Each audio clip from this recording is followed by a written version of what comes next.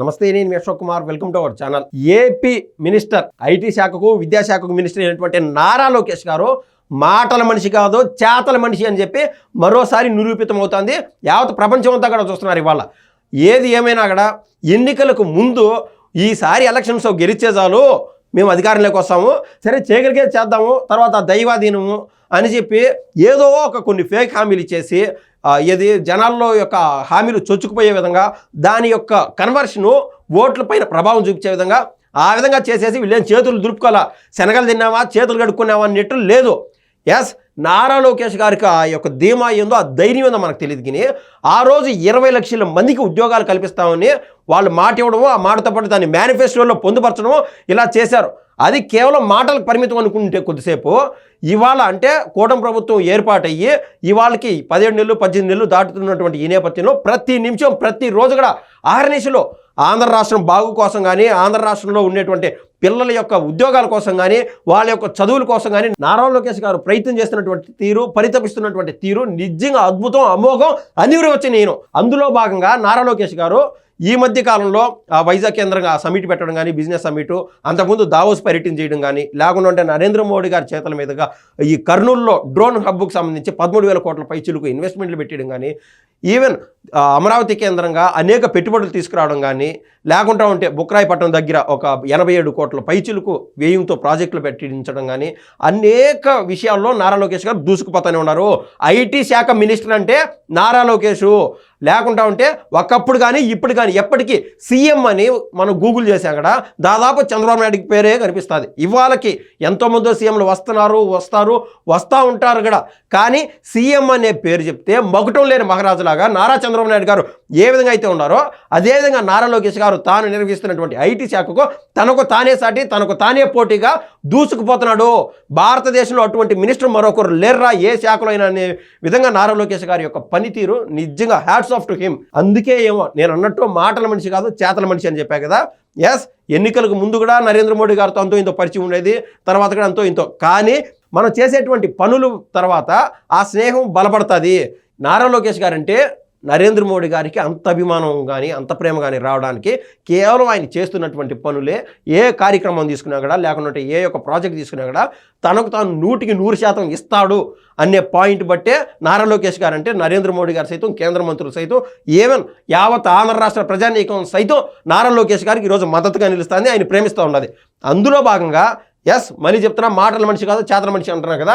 ఆ రోజున సరేలే బా, గూగుల్ వాళ్ళతో మనం కాంటాక్ట్లోకి వెళ్ళినాము, వాళ్ళతో అంతో ఇంతో పెట్టుబడులు పెట్టికెళ్తున్నాము, దాన్ని మనం షోకేస్ చేసుకుంటే చాలు అనేటువంటి ఎంతసేపు అటువంటి పని అలా అనుకోవాలనుకుంటే చాలామంది గతంలో వైసీపీ వారు చేసాం, చిన్న చితక ఏదో చేపల కంపెనీలు తెచ్చినామని, లేకుంటే చేపల కోసం డాబాలు ఏర్పాటు చేసినామని చెప్పి, లేకుండా ఉంటే అసెంబ్లీ సాక్షిగా అప్పట్లో ఐటీ మినిస్టర్గా ఉన్నటువంటి గుడ్డు అమర్నాథ్ ఎవరైతే ఉన్నారో ఆయన కూడా మేము మిరియాల పుళ్ళు ప్యాకెట్లు తెచ్చినాము, లేకుంటే ఆ కంపెనీలు ఈ కంపెనీలు తెచ్చినాము, కారం పుళ్ళ ప్యాకెట్లు తెచ్చినాము అని చెప్పినారు కదా.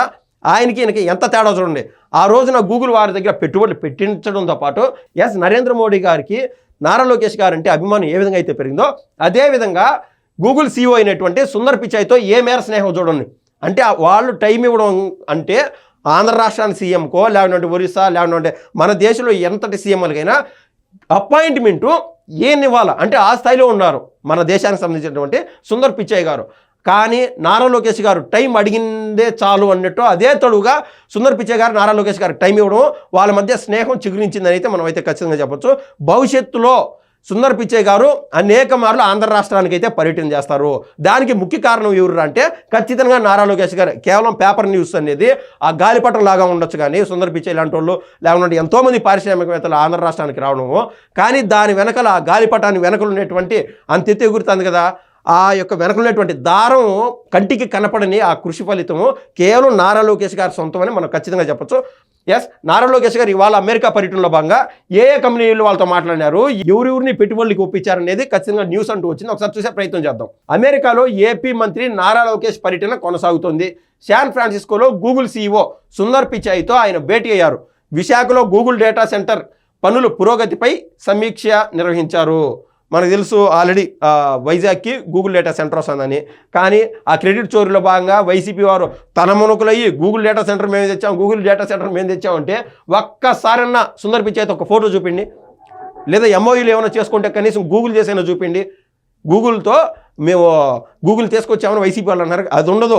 వాళ్ళు ఎవరో చేస్తారో అది మాది అని మా ఖాతాలోకి వేసుకుందాం అన్నట్టు వైసీపీ తప్పిస్తూ ఉంటుంది. అయితే ఈ గూగుల్ వాళ్ళు వైజాగ్లో పెట్టుబడులు పెడతాం, దాదాపు 1,30,000 కోట్ల పైచిలుకు పెట్టుబడులు పెడతామని చెప్పి ముందుకు వచ్చినప్పటికీ ఇప్పటికీ నారా లోకేష్ గారు ప్రయత్నం చూడండి. ఆల్రెడీ ఆడు వైజాగ్లో పెట్టుబడులు పెట్టారు కదా, అది కాదు సారు, ఇంకా కర్నూలు కేంద్రంగా ఈ డ్రోన్ సిటీ ఏదైతే ఉండదో, డ్రోన్ సిటీ మేము నిర్వహించబోతున్నాము, దాన్ని డెవలప్ చేయబోతున్నాము, దాంట్లో కూడా పెట్టుబడులు పెట్టండి అని చెప్పి ఈ గూగుల్ వాళ్ళని మరి నారా లోకేష్ గారు ఒప్పించే ప్రయత్నం చేయడం జరిగింది.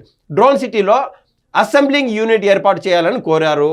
ఇంకా ఇంటెల్ ఐటీ సిటిఓ శేషకృష్ణపురంతోనూ మంత్రి సమావేశమయ్యారు. ఏపీలో ఇంటెల్ ఏటీఎంపీ యూనిట్ ఏర్పాటు చేయాలని విజ్ఞప్తి అయితే చేశారు. అమరావతిలో ఇంటెల్ ఏఐ రీసెర్చ్ సెంటర్ ఏర్పాటు చేసే అంశాన్ని పరిశీలించారు. ఇంకా ఈయన చేసినటువంటి ప్రయత్నాలు చూడండి. ఎన్మీడియా ప్రతినిధి అయినటువంటి రాజ్మీర్ పూరితో మంత్రి లోకేష్ భేటీ అయ్యారు. ఏపీలో Nvidia smart factory pilot project ప్రారంభించాలని కోరారు. భాగస్వామ్య సంస్థలు పెట్టుబడులు పెట్టేలా సహకరించాలని విజ్ఞప్తి చేశారు. ఇది కాక అంటే మనం కొత్త పేర్లు అనమాట. అడోబ్ సిఇఓ అంటే ఈ ప్రపంచవ్యాప్తంగా వెల్ ఎస్టాబ్లిష్ అయ్యి ఉండొచ్చు.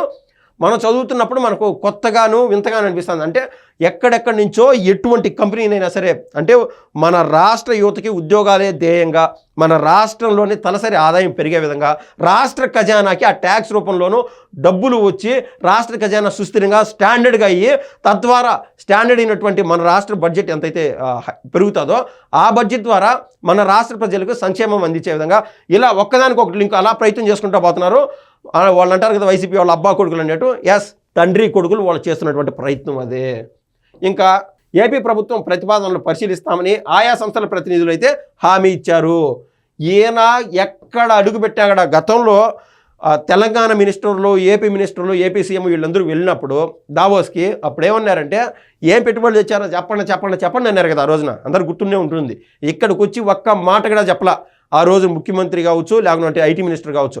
ఎందుకంటే ఏ పెట్టుబడులు ఎవరి నుంచి మనకు వస్తున్నాయని చెప్తే అటు సైడు సోదర రాష్ట్రం అయినటువంటి తెలంగాణకి చెడు చేకూరుతుందని చెప్పి ఎస్ గ్రౌండ్ వర్క్ లోపల జరిగేటి లోపలన్నీ జరిగిపోయినాయి. తదుపరి కాలంలోనే మనం రిజల్ట్ అంటూ చూసాం. కాగ్నిజెంట్ సీఈఓ అయినటువంటి రవికుమార్ గారు కావచ్చు, లేకుంటే ఈ గూగుల్ సీఈఓ వాళ్ళు కావచ్చు, పెద్ద కంపెనీలతోనే ఆ రోజు దావోస్ వేదికగా వాళ్ళు చేసినటువంటి ప్రయత్నం సఫలీకృతమైంది. ఇవాళ ఇంక రెండో దఫా ఆయన పర్యటన చేస్తున్నాడంటే, ఇన్నాళ్ళు ఆంధ్ర రాష్ట్రంలో గ్రౌండ్ అయినటువంటి పెట్టుబడులు దాదాపు 15 లక్షల కోట్ల పైచిలకు పెట్టుబడులు తీసుకురాగలిగినారు. అందులో భాగంగా ఇవన్నీ వర్కౌట్ అయితే దాదాపు 2.5 సంవత్సరాల్లో ఏకంగా 8 లక్షల పైచిలకు ఉద్యోగాలు గ్రౌండ్ అవుతున్నాయని మనకైతే తెలిసినటువంటి ఇన్ఫర్మేషన్. ఇంక నారా లోకేష్ గారు నేను స్టార్టింగ్లో చెప్పినట్టు ఏదో చెప్పినామా ఎన్నికల్లో గెలిచినామన్నట్టు కాకుండా ఈ 2 సంవత్సరాల్లోనే, 1 సంవత్సరం 8 నెలలు 9 నెలల కాలంలోనే ఈయన చేస్తున్నటువంటి ప్రయత్నం చూడండి.